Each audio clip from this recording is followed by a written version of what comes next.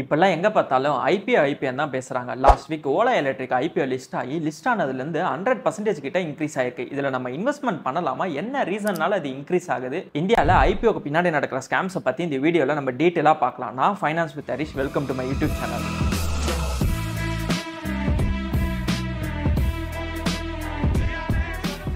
First of all ஐபிஓனா என்ன? இதை இனிஷியல் பப்ளிக் ஆஃபரிங்னு சொல்லுவாங்க. ஒரு ஸ்டாக் மார்க்கெட்டில் லிஸ்ட் பண்ண போகிற ப்ராசஸ்னு இது நம்ம சிம்பிளாக புரிஞ்சுக்கலாம். இப்போ ஃபார் எக்ஸாம்பிளுக்கு நான் ஒரு கம்பெனி வச்சிருக்கேன். நான் 2 விதமாக ஃபண்ட் ரைஸ் பண்ணலாம். ஃபர்ஸ்ட், நான் ஒரு பேங்க் அப்ரோச் பண்ணி எனக்கு காசு வேணும்னு கேட்கலாம். பட் ஆனால் அவங்க அது ஃப்ரீயாக கொடுக்க மாட்டாங்க, ஒரு இன்ட்ரெஸ்ட் ரேட்டுக்கு தான் கொடுப்பாங்க. செகண்ட் ஆப்ஷன் என்னன்னா, பப்ளிக் கிட்ட இருந்து ஃபண்ட் ரைஸ் பண்ணி என்னோட பிஸ்னஸை ரன் பண்ணுறது. அதனால பப்ளிக்கு என்ன கிடைக்கும்னு நீங்கள் கேட்கலாம். அதுக்கு தான் உங்களுக்கு ஷேர்ஸ் கிடைக்கும். உங்களுக்கு ஷேரோடைய வேல்யூ இன்க்ரீஸ் ஆகும்போது ஆட்டோமேட்டிக்காக உங்களுக்கு ப்ராஃபிட்ஸ்ன்றதும் இன்க்ரீஸ் ஆகும். இப்போ ஃபார் எக்ஸாம்பிளுக்கு நான் 10% ஆஃப் த ஷேர்ஸை பப்ளிக் கிட்ட கொடுத்து ஃபண்ட் ரைஸ் பண்ணி நான் பிஸ்னஸ் ரன் பண்ணுறேன்னு வச்சுக்கோங்க. பிஸ்னஸ் நல்லா போக போக இந்த ஷேரோட ப்ரைஸ்ன்றது இன்க்ரீஸ் ஆகும். ஸோ இப்போ இனிஷியலாக நீங்கள் 100 rupees கொடுத்து ஷேர் வாங்கியிருப்பீங்க. இப்போ இந்த ஷேரோட வேல்யூ 120 rupees போகும்போது உங்களுக்கு ப்ராஃபிட்ஸ்ன்றது இன்க்ரீஸ் ஆயிருக்கும். இது நார்மல் சினாரியோ. பட் இங்கே தான் ப்ராப்ளமே ஸ்டார்ட் ஆகுது. கம்பெனிஸ் லைக் பேடிஎம், நைகா, ஓலாலாம் பார்த்தீங்கன்னா லாஸ் மேக்கிங் கம்பெனி. எப்படி ஒரு லாஸ் மேக்கிங் கம்பெனி பல ஆயிரம் கோடி இன்வெஸ்டர்ஸ் கிட்ட இருந்து ஐபிஓ மூலமா ஃபண்ட் ரைஸ் பண்ணுறாங்க. நவம்பர் 2021 பேடிஎம் அவங்களோட ஐபிஓவை லான்ச் பண்ணுறாங்க. At the valuation of 15 billion. நம்ம இந்தியன் கரன்சி படி பார்த்தீங்க அப்படின்னா 1,24,000 கோடி. ஆனால் கம்பெனி பண்ணுற ப்ராஃபிட் பார்த்தீங்கன்னா லாஸ் தான். ஐபிஓ மூலியமா 18,300 கோடி ரைஸ் பண்ணியிருக்காங்க. அதே நவம்பர் 2021 லைக்காவும் அவங்களோட ஷேரை லிஸ்ட் பண்ணுறாங்க. கிட்டத்தட்ட 5,300 கோடி ஐபிஓல இருந்து அவங்க ரைஸ் பண்ணாங்க. இதுவும் ஒரு loss making company. First scooter sold every second at the busiest times on the first day that Ola's new electric scooter was up for sale. இப்போ ரீசெண்டா 2 weeks முன்னாடி ஆகஸ்ட்ல லிஸ்ட் ஆன ஓலா எலக்ட்ரிக் ஐபிஓவும் 6,145 கோடி ஃபண்ட் ரைஸ் பண்ணாங்க. இதுவும் ஒரு லாஸ் மேக்கிங் கம்பெனி.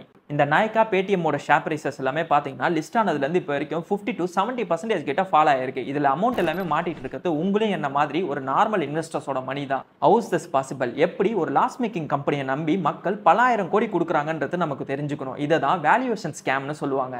இந்த ஐபிஓஸ்லாம் list பண்ற ப்ராசஸை பார்க்கறது இன்வெஸ்ட்மெண்ட் பேங்கிங் கம்பெனிஸ் தான். இந்த கம்பெனிஸ்லாம் முன்னாடியே வெஞ்சர் கேபிட்டலிஸ்ட்ல இன்வெஸ்ட்மெண்ட் பண்ணியிருப்பாங்க.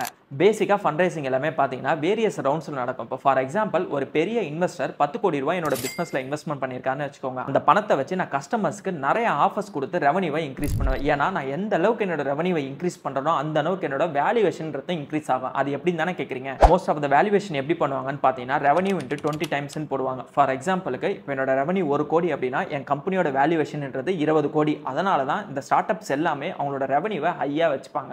இந்த மாதிரி ஃபர்ஸ்ட் ரவுண்ட்ல இருந்து வந்த மணியை வச்சு ரெவன்யூவை இன்க்ரீஸ் பண்ணி வேல்யூவேஷனை இன்க்ரீஸ் பண்ணுவாங்க. அதுக்கப்புறம் செகண்ட் ரவுண்ட்ல வேற வெஞ்சர் கேபிட்டலிஸ்ட் மூலமா பணத்தை ரைஸ் பண்ணுவாங்க.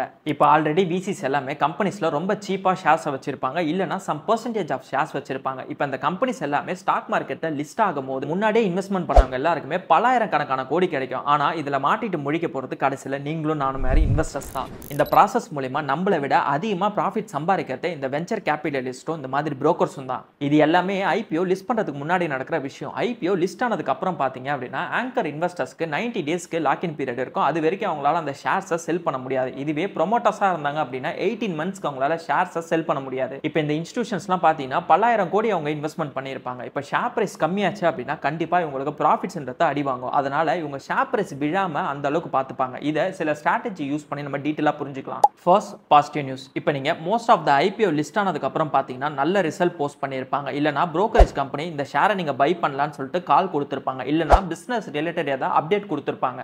ஒரு எக்ஸாம்பிளுக்கு ஓலா எலக்ட்ரிக் லிஸ்ட் ஆனதுக்கு அப்புறம் போன வாரம் எலக்ட்ரிக் பைக் லான்ச் பண்ணுறன்னு ஒரு ஈவெண்ட் வச்சாங்க. ரிசல்ட்டும் நல்லா போஸ்ட் பண்ணியிருந்தாங்க, லெவலியும் நல்லா இன்க்ரீஸ் ஆயிடுச்சு. ஸோ எங்கே சுற்றி பார்த்தாலும் ஓலாக்கு ஒரு பாசிட்டிவ் நியூஸாக இருந்துச்சு. இதே மாதிரி சிமிலர் பேட்டர்ன் தான் Nykaa and Paytm share list ஆனதுக்கு அப்புறமா நீங்கள் நோட் பண்ணியிருந்திருப்பீங்க. இந்த மாதிரி பாசிட்டிவ் நியூஸ் கொடுத்து ஷேர் பிரைஸ் எல்லாமே ஹையில் கொண்டு போய் வச்சு அவங்க பண்ண இன்வெஸ்ட்மெண்ட் டபுள் ஆனதுக்கு அப்புறம் அதை செல் பண்ணிட்டு எக்ஸிட் ஆயிடுவாங்க. இந்த மாதிரி எதுவுமே தெரியாம ஹை பிரைஸ்ல வாங்கின இன்வெஸ்டர்ஸ் கடைசி வரைக்கும் அந்த ஷேரை செல் பண்ண முடியாம அதில் மாட்டிக்கிட்டு இருக்காங்க. ஓலா எலக்ட்ரிக் ஐபிஓல நான் பர்சனலாக இன்வெஸ்ட்மெண்ட் பண்ணல, பிகாஸ் அது ஒரு லாஸ் மேக்கிங் கம்பெனின்றதுனால. நான் ஆல்ரெடி ஐபிஓ பத்தி இன்ஸ்டாகிராம்ல ஒரு வீடியோவும் போட்டிருப்பேன். அதுல நான் தெளிவா சொல்லியிருந்திருப்பேன். ஓலா ஐபிஓல நான் இன்வெஸ்ட்மெண்ட் பண்ணாம இருக்கிறதுக்கான மெயினான ரீசன் பாத்தீங்கன்னா first of all grey market பிரீமியம்ல ஓலா எலக்ட்ரிக் மேல அவங்களுக்கே ஒரு கான்ஃபிடன்ஸ் இல்ல. அதனால தான் 0% பிரீமியம்ல லிஸ்ட் ஆச்சு. சரி, கிரே மார்க்கெட் பிரீமியம்னா என்ன? இதை அன்ஆர்கனைஸ்ட் மார்க்கெட் அப்படி இல்லைன்னா ஆஃப்லைன் மார்க்கெட்னு சொல்லுவாங்க. இப்போ ஒரு ஐபிஓ மார்க்கெட்ல லான்ச் ஆகிறதுக்கு முன்னாடியே நிறைய இன்வெஸ்டர்ஸ் அதுல இன்வெஸ்ட்மெண்ட் பண்ணியிருப்பாங்க. இந்த மாதிரி இன்வெஸ்ட்மெண்ட் பண்ணவங்க ஷேரை பை அண்ட் செல் பண்றதுக்கு பேர் தான் கிரே மார்க்கெட்னு சொல்லுவாங்க. இதுக்கு எந்த ஒரு ரெகுலாரிட்டிஸும் கிடையாது. இப்போ எப்படி நம்ம ஸ்டாக் மார்க்கெட்டுக்கு செபி இருக்காங்களோ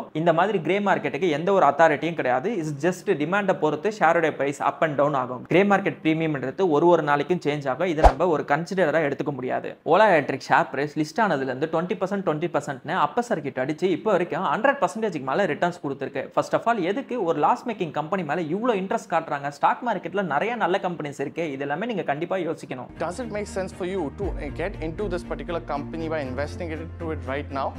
அதனால என்னோட பர்சனல் வியூ என்னன்னா, ஆல்ரெடி நீங்க 100% ப்ராஃபிட்ல தான் இருக்கீங்க. ஷேர் பிரைஸ் ஃபால் ஆகிறதுக்கு முன்னாடியே நீங்க செல் ஆஃப் பண்ணி எக்ஸிட் ஆகிறது பெட்டர். கண்டிப்பா ஒரு நாள் நான் ஓலா எலக்ட்ரிக்ல இன்வெஸ்ட்மெண்ட் பண்ணுவேன். ஆனா அவங்க ப்ராஃபிட் போஸ்ட் பண்ணதுக்கு அப்புறம் இதே மாதிரி தான் ஜொமேட்டோலயும் நான் 6 மந்த்ஸ்க்கு முன்னாடி நான் என்னோட இன்வெஸ்ட்மெண்ட்டை ஷோ பண்ணியிருந்தேன். அவங்க ப்ராஃபிட் பண்ணதுக்கு அப்புறம் தான் நான் என்னோட இன்வெஸ்ட்மெண்ட்டை ஸ்டார்ட் பண்ணேன். என்னைக்கு ஜொமேட்டோ அவங்களோட ஃபர்ஸ்ட் ப்ராஃபிட்டை ஷோ பண்ணாங்களோ அப்பதான் என்னோட இன்வெஸ்ட்மெண்ட்டை நான் பண்ணேன். 6 மந்த்ஸ்க்கு முன்னாடி அதை நான் வீடியோவும் போட்டிருந்தேன். அப்பையில இருந்து இப்போ வரைக்கும் அதை 100% கிட்ட ப்ராஃபிட்டும் கொடுத்துருக்கு. அதே மாதிரி தான் ஓலா எலக்ட்ரிக்லையும் நான் வெயிட் பண்ணி எப்போ அவங்க ப்ராஃபிட் போஸ்ட் பண்றாங்களோ அதில் நான் இன்வெஸ்ட்மெண்ட் பண்ணுவேன். அதே மாதிரி இன்னும் ஒரு 3 to 5 இயர்ஸ்ல கண்டிப்பா ஓலா எலக்ட்ரிக்கும் ப்ராஃபிட்டபிள் கம்பெனியா மாறுவாங்க. அதை நான் எதை வச்சு சொல்றேன் அப்படின்னா, because they are trying to implement vertical integration. நான் ஆல்ரெடி அதானியோட வீடியோல பேக்வர்ட் இன்டகிரேஷனை பத்தி சொல்லியிருந்திருப்பேன். ஒரு கம்பெனி இந்த பேக்வர்ட் இன்டகிரேஷனை ஃபாலோ பண்றாங்க அப்படின்னா கண்டிப்பா உங்க காம்படிட்டர்ஸை விட அதிகமான ஒரு பொசிஷன்ல இருப்பாங்க. அந்த கம்பெனி சக்சஸ்ஃபுல்லா போகும்னு சொல்லியிருந்தேன். அதை பத்தி நான் டெடிகேட்டடா இன்னொரு வீடியோல சொல்றேன். Coming back to this video.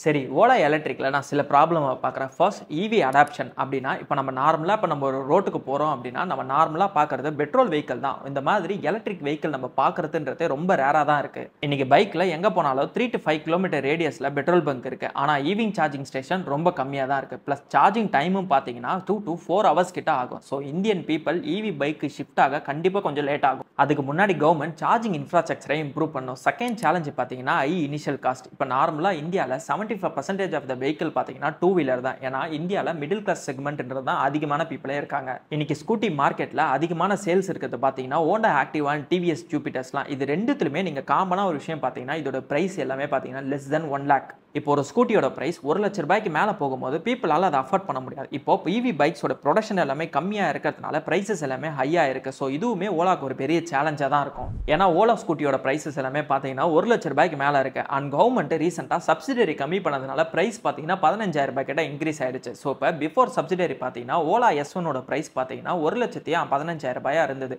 Subsidiary cut down பண்ணதுனால 1,30,000 ஆயிடுச்சு. இப்போ கவர்மெண்ட் இந்த மாதிரி சப்சிடரிஸ்ல ஏதாவது சேஞ்சஸ் கொண்டு வந்தாங்கன்னா அது ஓலாவோட பிரைசஸை கண்டிப்பாக அது இம்பாக்ட் பண்ணும். Third challenge raw material procurement. 90% of the lithium ion battery பார்த்தீங்கன்னா சைனாலேருந்து தான் இம்போர்ட் பண்ணுறாங்க. இப்போ ஏதாவது ஜியோ பொலிட்டிக்கல் டென்ஷன் கிரியேட் ஆச்சு அப்படின்னா அது கண்டிப்பாக ஓலாவுடைய சப்ளை செயினை டிஸ்டர்ப் பண்ணும். உங்களை எத்தனை பேருக்கு தெரியும், Ola first pre order book 1 லட்சம் வெஹிக்கிள் எடுத்த உடனே 6 மாதத்துக்கு அப்புறம் தான், அதாவது அவங்க சொன்ன டெலிவரி டேட்லேருந்து 6 மாதம் லேட்டாக தான் பைக்கை டெலிவரி பண்ணாங்க. அதுக்கு அவங்க சொன்ன முக்கியமான காரணமே இந்த சிப் ஷார்டேஜ் அண்ட் இந்த மாதிரி ஜியோ பொலிட்டிக்கல் டென்ஷனால தான். ஏன்னா ஓலா கம்பெனி ரா மெட்டீரியலுக்கு சைனாவை தான் டிபெண்ட் பண்ணியிருக்காங்க. அவங்க ரா மெட்டீரியலோட பிரைஸை இன்க்ரீஸ் பண்ணாலோ இல்லைனா எக்ஸ்போர்ட் டியூட்டிஸ்ல ஏதாவது சேஞ்சஸ் கொண்டு வந்தாங்கன்னா அது டைரக்டா ஓலாவோட கம்பெனியை அஃபெக்ட் பண்ணும். இதுக்கு தான் ஓலா கம்பெனி நாங்கள் பேக்வர்ட் இன்டகிரேஷனை ஃபாலோ பண்ண போகிறோம், அது பண்ணிட்டோம் அப்படின்னா நாங்கள் சைனாவை டிபெண்ட் பண்ணி இருக்க மாட்டோம்னு சொல்கிறாங்க. பட் இது எந்த அளவுக்கு நடக்கும்ன்றது நம்ம வெயிட் பண்ணி தான் பார்க்கணும். ஒரு ஐபிஎல் இன்வெஸ்ட்மெண்ட் பண்ணுறதுக்கு முன்னாடி இந்த 3 விஷயத்தை நீங்கள் கண்டிப்பாக நோட் டவுன் பண்ணணும். ஃபர்ஸ்ட், என்ன ரீசனுக்காக அவங்க ஃபண்ட் ரைஸ் பண்ணுறாங்கன்னு பார்க்கணும். இப்போ ஏதாவது டெப்ட்டை க்ளோஸ் பண்ணுறதுக்கு ஃபண்ட் ரைஸ் பண்ணுறாங்களா, இல்லைனா எக்ஸிஸ்டிங் பிஸ்னஸை டெவலப்மெண்ட் பண்ணுறதுக்காக ஃபண்ட் ரைஸ் பண்ணுறாங்களா,